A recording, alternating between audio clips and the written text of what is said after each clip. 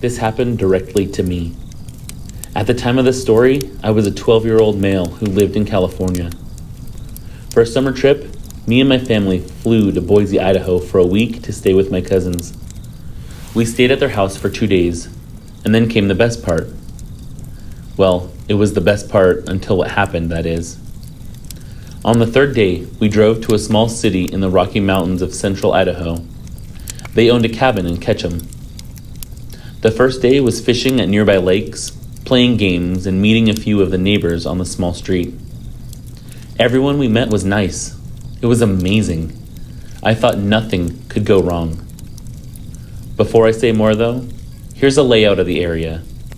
The room where I slept was at the back of the house. There was no fence at the backyard because it was on the bank of a freezing cold river. Directly on the other side of the river was a huge mountain covered by a thick forest of pine trees. A small path that starts on the other side of the river, but no bridge. And there's a 1/4-mile path down the road in front of our house. So that night I went to bed and woke up at 2 a.m. needing to use the bathroom. I got up and did my thing, then headed back to my room. As I got into bed, I felt hot, so I opened my window. But not 15 minutes after, I heard the most terrifying screech come from the forest. It was raspy but high-pitched. I know for a fact it wasn't human. I've heard stories from horror narration YouTube channels like yours that often describe the creatures that make these weird noises that sort of sound human, but aren't. I heard it once more, but this time a lot closer. So I shut my window and went to bed, hoping that whatever it was would just go on its way. In the morning I woke up and we explored around town. At 7 p.m., me, my sister, and my cousins got permission from our parents to go explore the forest. Now, I wanted to do this, but I was uneasy, considering that I'd heard that creepy human-like noise the night before, and now it was nearing night again. My oldest cousin, Alex, who was 16 at the time, actually had a loaded pistol, a lighter, and a backpack of snacks. I carried a hunting knife and a flashlight.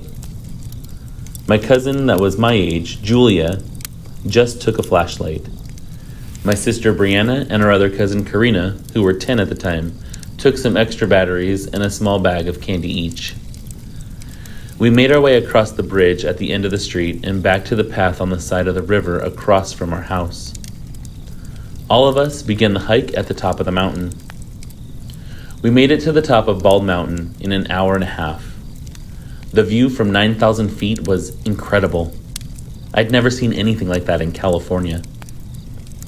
At 8:55, Alex and I figured it was time to head down and ordered our little group of family members to the path.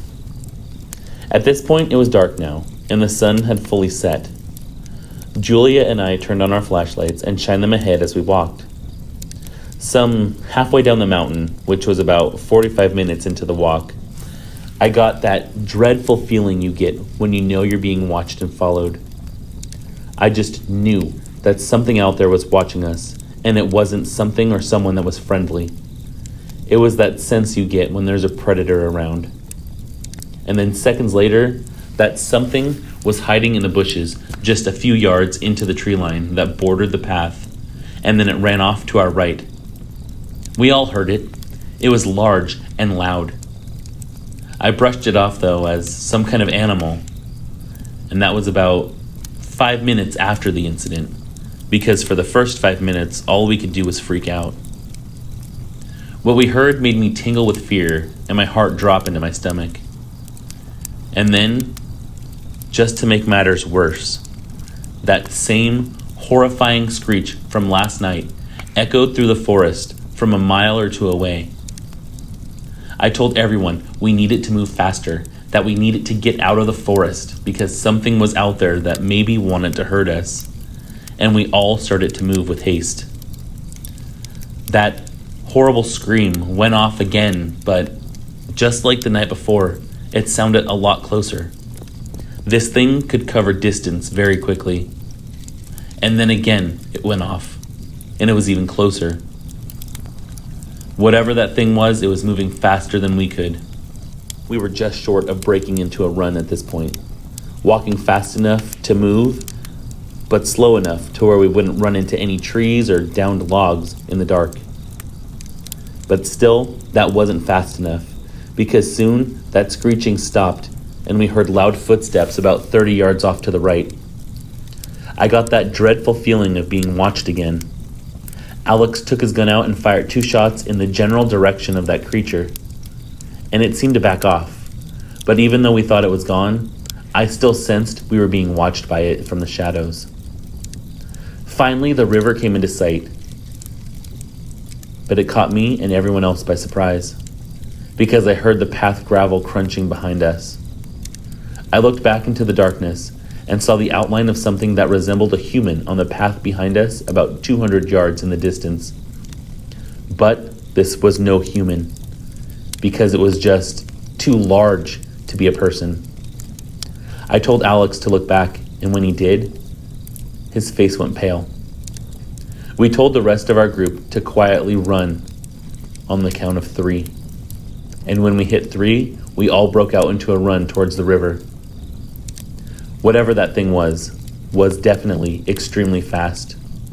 When we reached the river, there wasn't even time to get to the bridge a quarter of a mile further along that river, because this thing was catching up fast. We jumped in and swam across that cold, icy water. This thing got to the river just as we made it up the bank and into the backyard. Foolishly, we shined our flashlights over and finally got a good look at that thing. I wish to this day that we had just run into the house and ignored what was chasing us, because this thing was massive. It was this giant, hairy creature that was about 7 feet tall, and it was nothing that's ever been discovered on this earth. It had huge, razor-sharp claws like a bear. Its eyes glowed red when the flashlight shined on them. Again, Alex took a shot at it, and this thing darted off with one final screech. And we realized just how fast this thing was, because it was gone in the blink of an eye. We all looked at each other in pure terror. We were all shocked and in surprise. Alex tried to explain everything to our parents, but they didn't know what to make of it, and they'd never heard of anything like it. I'm thankful nothing happened to us, and that I noticed this creature was behind us. If I hadn't, one of the others might not have noticed it until it was too late. The next time I stay at that cabin, I'm not going into those woods alone at night. Hell, I might not go into those woods at all. If I had to guess what this creature was based off of what I saw, it had to have been a werewolf. I know they're not supposed to exist, but what else could it have been?